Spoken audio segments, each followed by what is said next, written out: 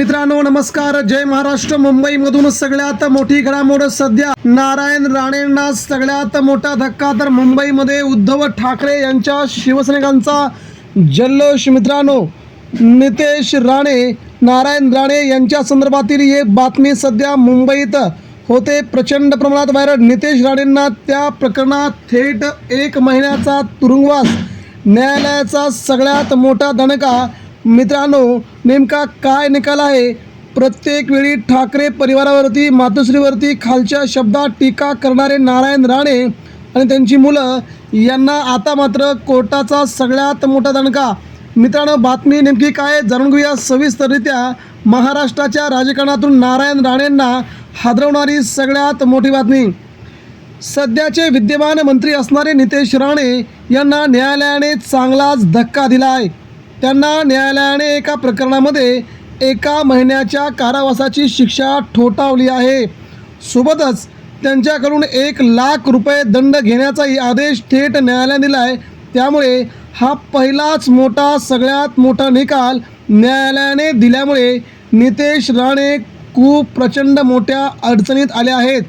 फडणवीस सरकारचा पहिला मंत्री जेलमध्ये, अशा प्रकारचं टायटल सध्या सोशल मीडियावरती व्हायरल होत आहे. त्याचबद्दल देवेंद्र फडणवीस यांच्या मंत्रिमंडळात मंत्री असलेले नितेश राणे यांना सर्वात मोठा धक्का बसला आहे. त्यांना थेट 1 महिन्याच्या कारावासाची शिक्षा ठोठावली आहे. सोबतच या कारावासासह 1 लाख रुपये तात्काळ दंड भरण्याचे आदेश न्यायालयाने दिल्यामुळे सध्या एकच खळबळ उडाली आहे. कोकणात मात्र नारायण राणेंच्या सत्तेला हा पहिला सुरुंग लागल्याचं चित्र सगळीकडे दर्शवत आहे. नितेश राणे यांच्या वकिलांनी आता समोर आलेल्या निकालाविरोधात उच्च न्यायालयास दाद मागण्यास सांगितले. नेमकं काय प्रकरण? मित्रांनो, प्रकरण बघूया नेमकं काय आहे ते.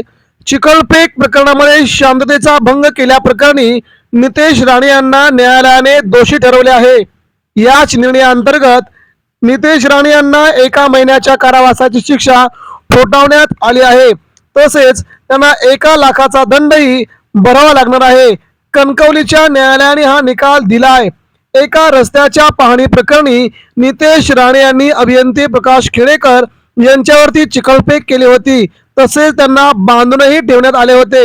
सोबतच खेडेकर यांच्या कपड्यांना धरून त्यांच्याशी बोलताना असभ्य वर्तन त्यांनी केले होते. या प्रकरणाचा व्हिडिओ देखील तेव्हा चांगलाच व्हायरल झाला होता. हे प्रकरण समोर आल्यानंतर राणे यांच्यावरती चांगली जोरदार टीका करण्यात आली होती. नितेश राणे या प्रकरणी मुंबई उच्च न्यायालयात दाद मागणार आहेत, अशी माहिती राणेंच्या वकिलांनी दिली. नितेश राणे यांच्या विरोधामध्ये 353 कलमांतर्गत गुन्हा दाखल करण्यात आला होता. या गुन्ह्यासोबत इतरही काही महत्त्वाच्या आरोपातून नितेश राणे यांची निर्दोष मुक्तता करण्यात आली आहे. परंतु न्यायालयाने भारतीय दंडसंहिता कलम 504 म्हणजेच सार्वजनिक क्षमतेचा भंग करणे, शांतता भंग व्हावी यासाठी कोणाला तरी उद्युक्त करणे या कलमांतर्गत नितेश राणे यांना दोषी ठरवण्यात आले आहे. त्यांना 1 महिन्याचा कारावास, 1 लाख रुपये दंड अशी शिक्षा ठोठावण्यात आली आहे, असे वकिलांनी सांगितले. दरम्यान मुंबई उच्च न्यायालयात नेमकं काय होणार याकडे आता सर्वांचं लक्ष राहणार आहे. मात्र महाराष्ट्र राज्याच्या राजकारणामध्ये एका मंत्र्याला 1 महिन्याचा कारावास होणं ही लाजिरवाणी गोष्ट असल्याचं भाजपच्या वतीनं सध्या सगळीकडेच बोललं जात आहे. भाजप मात्र याबद्दल अजून एक शब्दही चकार काढायला तयार नाही. मात्र आपला मंत्री अडकलाय, आपला नेता अडकलाय, याबद्दल भारतीय जनता पार्टीच्या नेत्यांचं काय मत आहे हे लवकरच समजून येईल. मित्रांनो, या सगळ्या बातम्या महाराष्ट्र राज्याच्या राजकारणासाठी खूपच पुढे घेऊन जाणार आहेत. नारायण राणे यांना मात्र ही अटक होणार का, त्यांना 1 महिन्याची जेल होणार का, याकडे संबंध महाराष्ट्राचं लक्ष लागून राहिलंय.